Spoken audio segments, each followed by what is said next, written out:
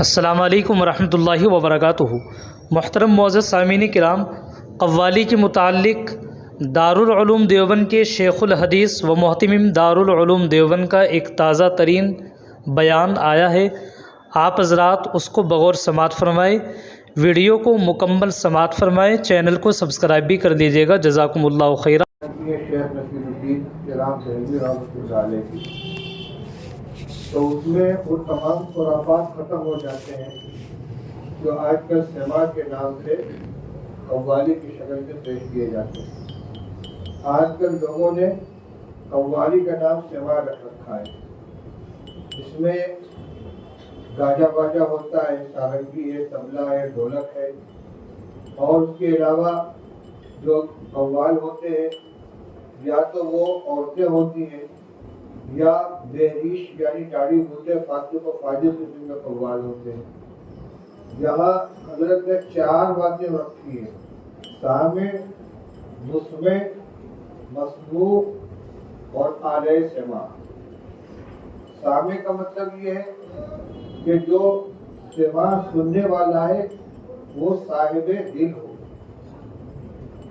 اللہ سے تعلق رکھنے والا ہو، فاسق و فاجر نہ ہو، غلط قسم کے خیالات و تصورات کا شکار نہ ہو، جیسے عام طور سے گانے بجانے والے ہوتے ہیں۔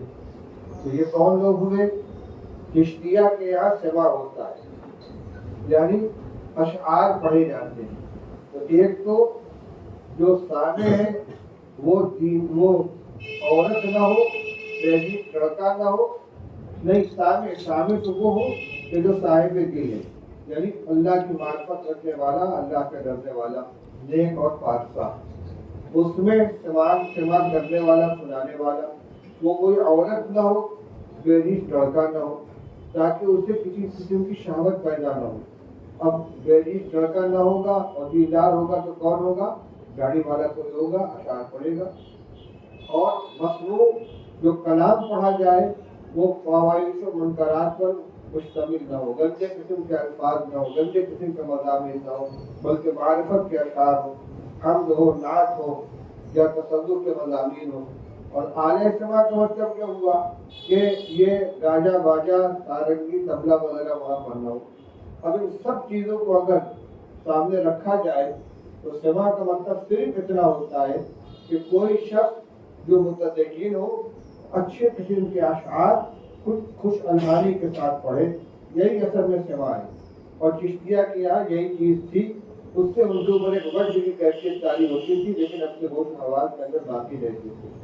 آج کل ہوش میں چادر گاگر کا جو رواج چل پڑا ہے، قوالیاں گاتے ہیں، اس کا نام سماع رکھ رکھا ہے، یہ حقیقت میں سماع ہی تو فواحش و منکرات کا گویا مجموعہ ہے۔ چشتیہ کے یہاں سماع کی کیفیت سماع ہوتا ہے، لیکن اتنا ہی ہوتا ہے کہ کوئی اچھا آدمی خوش الحانی کے ساتھ کوئی اشعار پڑھ رہا ہے اور اس سے ایک کیفیت تاری ہو جاتی سننے والے کے اوپر۔ اس کے علاوہ اس کے ان 4 شرطوں میں اگر کوئی ایک شرط بھی ختم ہو جائے گی تو وہ سماع جائز نہیں ہوگا اور اس کو سماع کہنا حقیقت سے غلط ہو جائے گا۔